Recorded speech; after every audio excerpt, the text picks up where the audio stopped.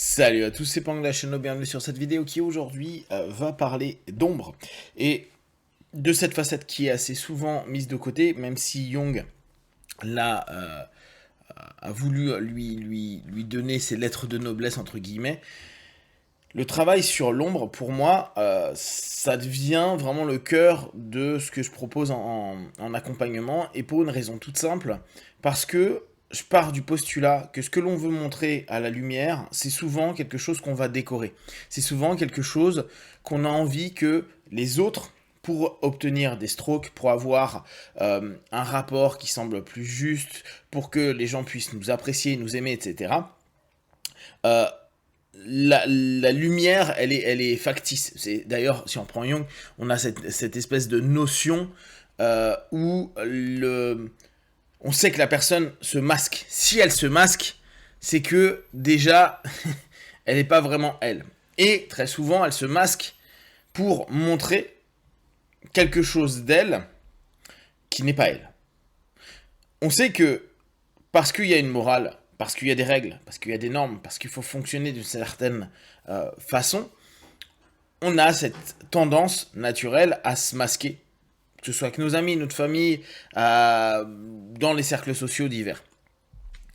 Et alors, je parle même pas des réseaux sociaux, justement, où il y a multiples masques, et maintenant, il y a même ce qu'on appelle des filtres.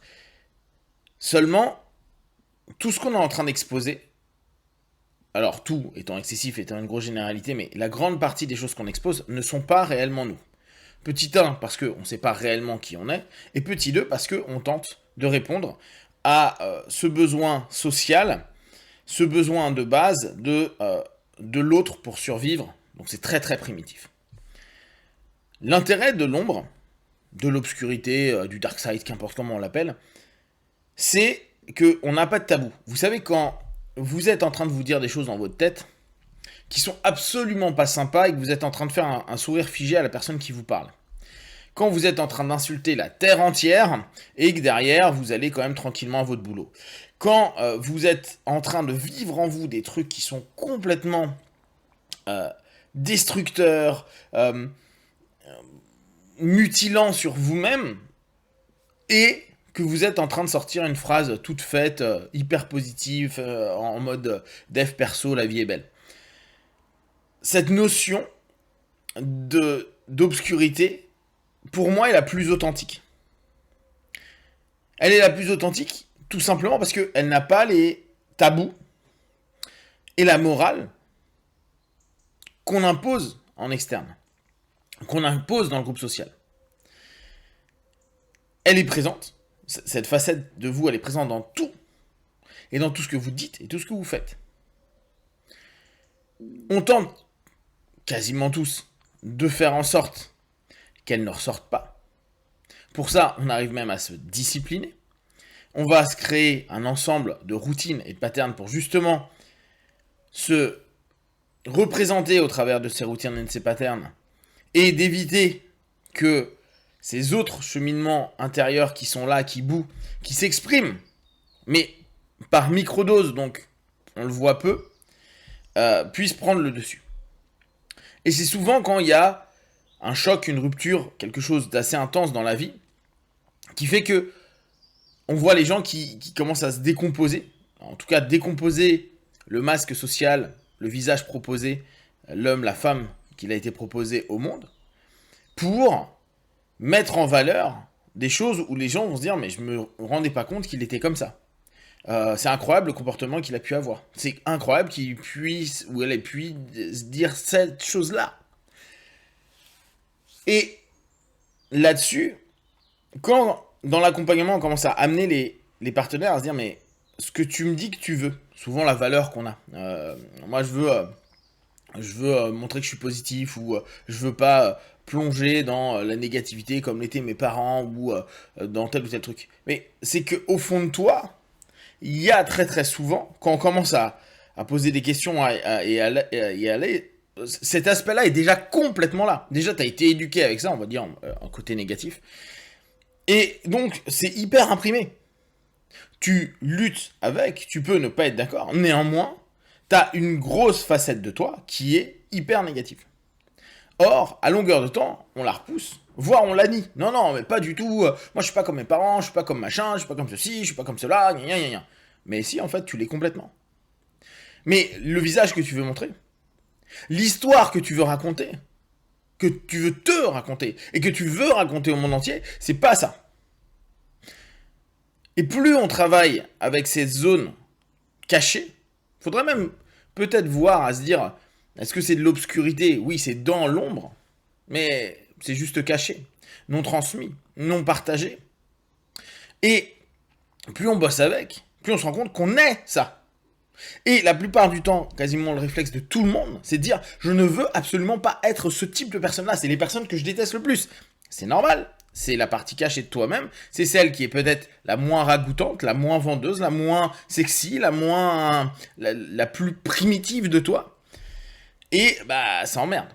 Alors, philosophiquement, on pourrait se dire « bah oui, mais est-ce que l'être humain n'est pas amené à tenter de s'améliorer constamment ?» Et c'est pour ça qu'on a créé des religions, qu'on a créé des systèmes philosophiques, qu'on a créé des systèmes dans lesquels il y a des cadres qui donnent des codes pour améliorer la nature humaine qui, étant très pulsionnelle, peut pas être forcément hyper bien, mal étant des normes sociales qui ont été proposées au fur et à mesure du temps. Et puis qui sont différentes d'un pays à un autre, etc., d'une culture à un autre plutôt qu'un pays. Donc, la beauté de la face cachée de nous-mêmes, c'est que il y a un paquet de choses hyper puissants, intenses, qui sont là, mais qu'on ne peut pas nier en fait. Et ce qui est amusant, c'est que plus on bosse avec les personnes, plus elles disent non mais je ne veux pas être ceci, ou je refuse d'admettre ça, je ne mets pas ça dans mon monde à moi, dans ma sémantique et tout, mais pourtant c'est déjà présent. D'autres personnes qui sont un petit peu sur un autre niveau de travail sur eux, vont se dire mais je veux pas l'exprimer ça. Sinon je me ferais absorber par ça. Par ma colère, ma tristesse, ma peur, je veux pas. Mais pour autant, la tristesse, la colère, la peur, l'émotion qui en tout cas est prégnante, on est déjà en train de gesticuler dedans. Voire, certains disent oui mais si j'ouvre ça, je vais me noyer dans ces émotions-là. Mais tu es déjà noyé dans ces émotions-là. C'est pas parce que tu as la sensation que tu l'exprimes pas au monde entier, qu'à longueur de temps dans ta tête, dans ton corps, t'es pas en train de vivre cette pression, cette sensation, ces émotions. Et d'ailleurs, on le voit bien, le nombre de personnes qui socialement, avec leur masque, semblent plutôt bien, plutôt positifs et tout. On le voit aussi bien avec maintenant des youtubeurs, des stars qui sont mises en avant, qui montrent du luxe, ou même des aventures partout, où ils ont l'air d'être super bien et qui se suicident. En fait, tout est déjà là. Et c'est parce que on n'a pas appris à jongler avec. À se dire, bah ouais, dans ma face cachée, il y a des choses, bah c'est pas bien, mais vous voyez, on revient très rapidement sur des normes. On s'en méfie. On nous a dit de nous en méfier. On en a peur. On ne sait même pas comment s'y prendre. On se dit, mais qu'est-ce que je vais faire avec cette émotion-là, avec ce truc? Je sais pas, moi. On m'a toujours dit, faut pas exprimer ceci, cela. Pourtant, c'est là. Et cette face cachée, elle a la beauté de nous représenter tel que l'on est, sans tous ces masques. Dans la face cachée, là je parle un peu d'obscurité parce que c'est ce qu'on évite de mettre en avant, mais il y a aussi de très belles choses. C'est juste qu'on n'a jamais pris le temps de remonter de la cave, quoi. On n'a jamais pris le temps de se dire, mais à la lumière, c'est beau gosse, c'est sympa, c'est cool. C'est peut-être déroutant, c'est peut-être étrange, c'est peut-être ceci ou cela. Certes, mais c'est pas si mal que ça. Et si on prend un rapport purement social, ça va pas faire forcément du mal aux autres. Ça va pas gêner forcément les autres. Ça va peut-être étonner, ça va peut-être interroger. Mais ce que vous êtes n'a pas à répondre à un ensemble de critères prédéfinis par un monde. Pourtant, on sait très bien, c'est ce qu'on fait tous.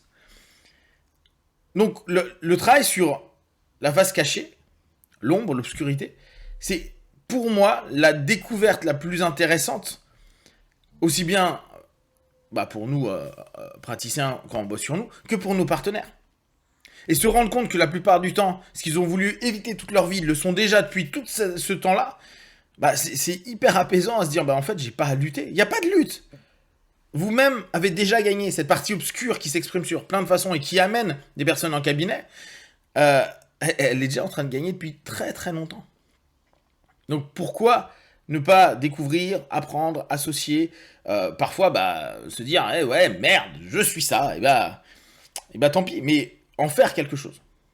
Le structurer afin que le je suis devienne réellement qui je suis et non pas un self, une idéalisation ou autre. Si vous avez des questions ou des remarques, partagez sur Facebook, YouTube, j'y répondrai le plus rapidement possible.